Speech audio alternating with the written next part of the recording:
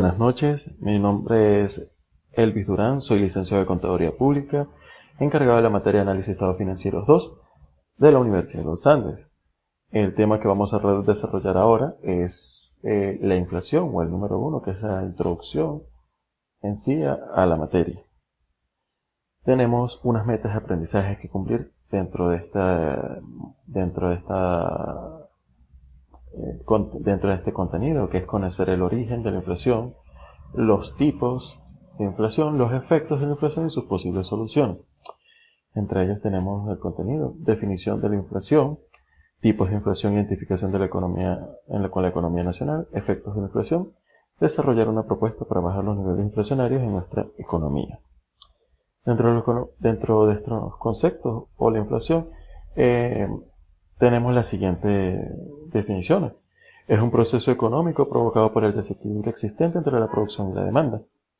Causa una subida continuada de los precios de la mayor parte de los productos y servicios y una pérdida del dinero para poder adquirir o hacer uso de ellos. También tenemos lo que llamamos tipos de inflación. Entre los tipos de inflación tenemos la deflación, es la disminución de los precios, es decir, una inflación negativa. Lamentablemente en Venezuela, desde la aparición del papel moneda, que fue en los años 1900, hasta la fecha actual, el país no ha entrado en un periodo de deflación. También tenemos la inflación moderada, o la elevación lenta de los precios. Los precios se mantienen estables con aumentos que no llegan al 10% anual.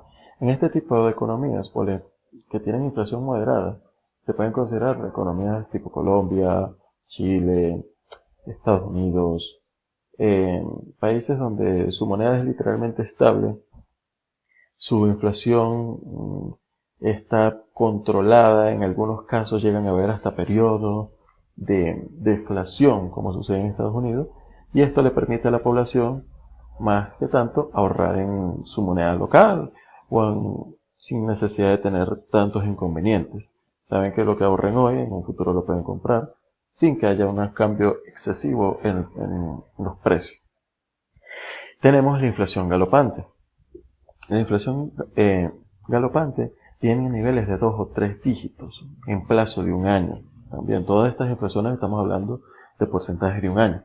Es decir, el producto puede duplicar o triplicar su precio apenas en un año. Es una cuestión que lo hemos vivido ya a diario en nuestra economía. Preguntas por un rubro, preguntas por otra cosa, un carro te puede costar esto, al siguiente mes te puede costar un poquito más y así va subiendo hasta que al final del año un vehículo que podría costar 150.000 bolívares al final del año puede costar 650.000. Solamente pongamos un vehículo de 2 ruedas, por ejemplo.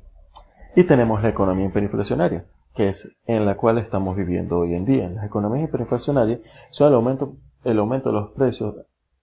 En algunos conceptos literarios se habla de más del 1000%, en otros alrededor del 1000% o un poco menos, pero no podemos decir que es una inflación galopante en una economía donde la inflación sea del 900%, porque ya estamos más cerca de la unidad de 1000 que de lo que se hablaba como inflación galopante, que era cerca del 100% o 200 de esos alrededores. Provocan graves crisis en la economía, ya que el dinero no acaba valiendo nada y los bienes cuestan muchísimo. Puede ocurrir que el valor del dinero llegue a ser menor que el coste del propio papel del que está hecho. Situación que pasa hoy en día en Venezuela. Hasta el 2 de enero, según el decreto del presidente Nicolás Maduro, se dice que el billete de mayor denominación, hasta el momento, hasta la fecha actual, ¿sí?, es el billete de 100 bolívares. Siendo así, el billete de 100 bolívares, producir ese papel, hacer ese papel según las tasas del gobierno, nos costaría a la nación más de 100 bolívares.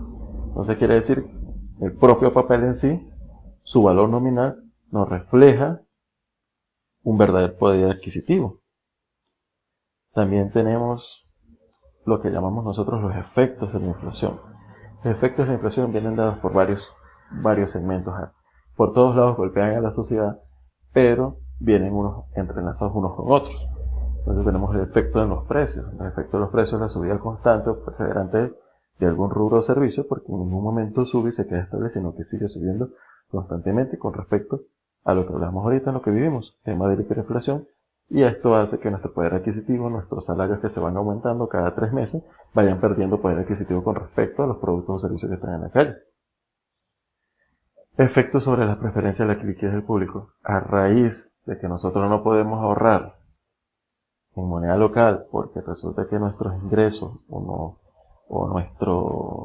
los ingresos o nuestros ahorros en moneda local se van volviendo nada, que al final de un año podría yo ahorrar mucho, y si acaso podría comprarme una Coca-Cola, por no haberme podido comprar dos en el mismo tiempo. Entonces, la gente prefiere su liquidez en otra moneda, prefieren cambiarla en dólares, en pesos, en euros, en otras monedas del mundo, las cuales sean estables, que sean aceptadas intercambiables y no que tengan controles. Efectos sobre la estructura productiva. Con respecto al efecto de la estructura productiva, si hay alguna variación que suben algunos productos o servicios, comienzan a tener incidencias en los productos que se van a elaborar. Esto va a hacer a crear un ciclo constante de aumento generalizado en los precios a futuro. Efectos sobre el desempleo. Cuando una economía es inflacionaria, en muchos casos las empresas prefieren cerrar antes que vender a pérdidas, como pasa en la situación de Venezuela, puesto que nosotros tenemos un control de precios establecido, sobre las ganancias también las tenemos establecidas, y la inflación con la que realmente se trabaja en este país a veces permiten a otras empresas que prefieren cerrar sus puertas antes que vender a pérdida, y esto causa el desempleo en muchos casos. Puede ser otras circunstancias, otros motivos, pero esta es una de ellas. El efecto sobre el ahorro, bien hablado sobre con referencia a la liquidez como la prefiere tener el ciudadano. En vez, el efecto sobre el ahorro es que si ahorras en moneda local, el dinero que estás ahorrando es sencillamente nulo en el transcurso del tiempo. ¿Qué podríamos decir nosotros como propuestas para bajar los niveles inflacionarios en nuestra economía, en este país? En varias propuestas o varias ideas tratadas por los estudiantes, tenemos una serie. Primero, es que hay que parar la producción de billetes inorgánicos o dinero sin respaldo para la economía, ya que este dinero causa de que si hay mucha cantidad de dinero y poco respaldo con respecto, bien sean productos, servicios, dólares o todo lo que exista, no va a generar inflación en la sociedad de un modo u otro.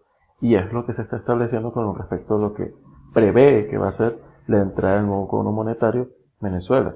Y es cierto, tenían que eliminar el anterior y poner una masa equivalente al valor actual de la sociedad sin aumentarla. Pero poner a coexistir dos conos monetarios quiere decir que va a haber más dinero inorgánico en la calle, las cuales se van a repercutir en los efectos inflacionarios. Segundo, otra de las medidas propuestas por los estudiantes es que el Estado o la figura del gobierno o Estado a nivel nacional disminuya su carga laboral.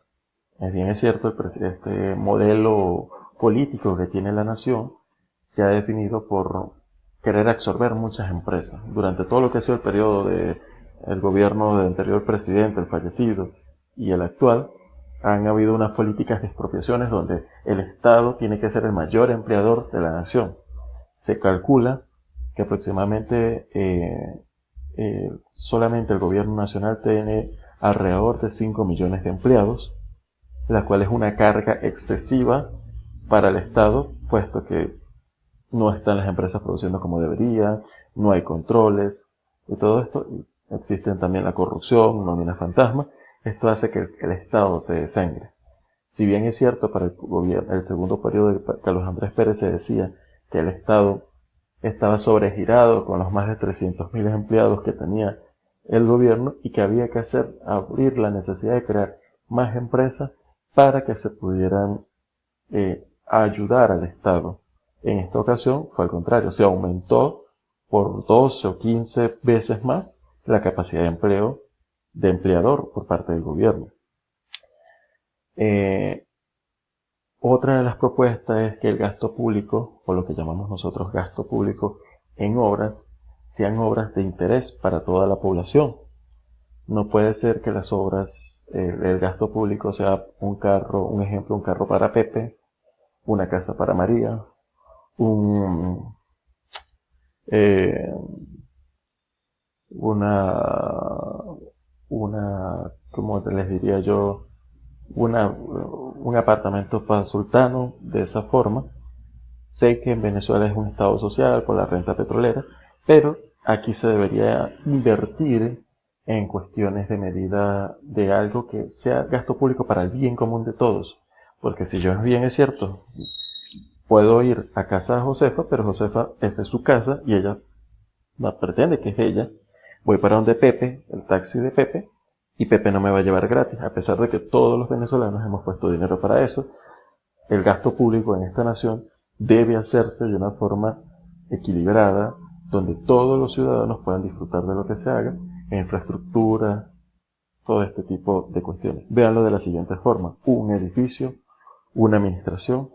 Yo no puedo pagar condominio para que el administrador agarre el dinero y le remodele el apartamento a alguien del edificio y se dedique solamente con ese edificio porque él no tiene plata, porque él no, hay que ayudarlo, pobrecito, haciéndonos una carga a todos los ciudadanos que vivimos en ese apartamento. Entre otras propuestas que hay que hacer, eliminar el control cambiario. Es una política que automáticamente genera un mercado negro. Elimina la corrupción que existe con el billete. Elimina la persona que vive de solamente de esa divisa. Y que permite sincerar los precios en la economía. Eliminar lo que es el control de precios también. Los controles, los controles son buenos y malos. Cuando hay exceso de control por toda la sociedad, las leyes pasan a ser irrespetadas, puesto que la sociedad busca de una forma u otra evadir estos controles, y cuando son muchos se pierde el respeto por la ley. Control de precios, la ley de las ganancias, las regulaciones. En vez de tener una sola empresa polar en el país, nosotros deberíamos tener miles de empresas, por decirlo así, un ejemplo, que compitan entre ellas y hay una competencia entre oferta y demanda perfecta, que debería ser lo idóneo. Entre otras sugerencias, hacer seguimientos estrictos a todos los préstamos dados por el Estado a tasas preferenciales, ya que puesto, en vez de ser invertidos en temas de producción o en temas de este tipo, estas políticas terminan siendo personas que no pagan, se roban el dinero y causan un hueco fiscal. Mejor control en la política tributaria también ayudaría a la nación y a la parte inflacionaria del país. Y, en fin, hay que mejorar la plataforma estructurada a nivel nacional con respecto a vías, servicios eléctricos, los servicios básicos, más que todo. Tenemos también para la siguiente clase, queremos investigar bajo qué parámetros medimos la inflación en Venezuela. ¿Sí?